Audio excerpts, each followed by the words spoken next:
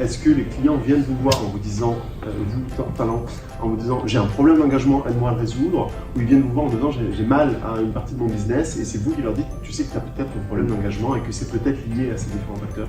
Alors c'est un peu ni l'un ni l'autre, mais ils vous sollicitent sur ces thématiques-là, non pas en disant c'est la thématique d'engagement, ils ont plutôt un indicateur qui vient de se dégrader.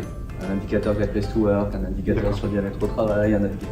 Quand on est embarqué dans une quête à laquelle on croit, il semble que les difficultés au quotidien sont plus faciles à vivre. On n'est plus à la recherche du bonheur immédiat, peut-être à la recherche du bonheur au jour le jour, mais on est porté par quelque chose qui nous dépasse. Et d'ailleurs, quand on recrute, nous, c'est les deux grandes attentes qu'on entend, surtout des... Alors ne me demandez pas les lettres, parce que moi je suis paumé sur les générations, mais en tout cas, qui sortent de l'école et qui viennent nous voir, c'est je vais être porté par quelque chose qui me dépasse, mais je vais avoir de l'impact à l'intérieur de ce quelque chose qui me dépasse. Ah non, mais on n'a aucun sujet de transparence, donc la direction. On n'a aucun sujet de transparence, nous tout est ouvert, tous les livres sont ouverts, tout le monde a accès à tout, c'est vraiment super ouvert. Puis après on a fait des ateliers avec les collaborateurs pour faire un diagnostic un peu collaboratif. Et à chaque fois la transparence ressortait. Ah oui, mais on comprend rien. Mais en fait oui, la transparence c'est pas uniquement ouvrir les livres, c'est ce que je disais tout à l'heure, c'est aussi beaucoup mettre du contexte. Ils avaient ouvert, ils ont ouvert tout, c'est-à-dire que les collaborateurs ont accès à peu près à tout. Enfin, collaborateurs dont le métier n'est absolument pas de lire des documents stratégiques et ou des documents comptables, ne comprenaient rien. Moi, j'ai aucune information en fait. On m'a tout donné, mais on m'a pas mis en contexte, on m'a pas aidé, on m'a pas expliqué. Oui, moi je l'ai constaté, parce que partant de maintenant avec une volonté de faire bien, on s'est dit, nous on est transparent, c'est décrété transparent.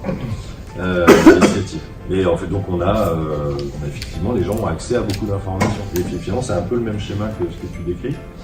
Sauf qu'en fait, très rapidement, on se rend compte qu'il y a des fantasmes, alors que j'utilise le mot, mais c'est peut-être autre chose, des fantasmes sur des prises de décision qui seraient prises ou des choses à venir, etc. Et donc ça nous revient forcément aux oreilles à un moment donné en tant que manager. On se dit, mais je comprends pas comment c'est déformé, quoi. Alors que l'information est disponible. Et finalement, je me suis rendu compte que c'est cette mise en contexte qui est ultra nécessaire. Après, sur qui porte, ça c'est qui lance, sur le mandat, qui porte, il y a un vrai engagement à avoir de la part des RH, dans l'accompagnement, dans une certaine expertise qu'ils peuvent avoir de certains sujets. Direction de l'organisation, s'il y en a une.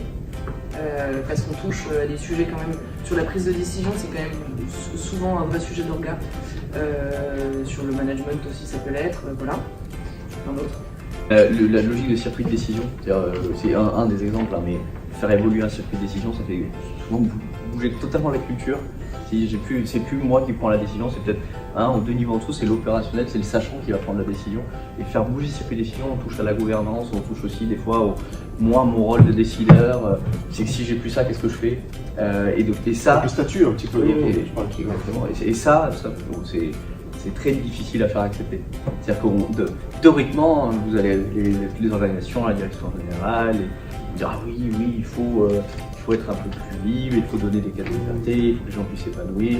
Et quand on arrive à peu près en disant du coup ton comité de pilotage, il n'y en a plus besoin. C'est juste une instance où tu vas pouvoir vérifier que tu es en accord avec que ce qui est fait en accord avec la stratégie.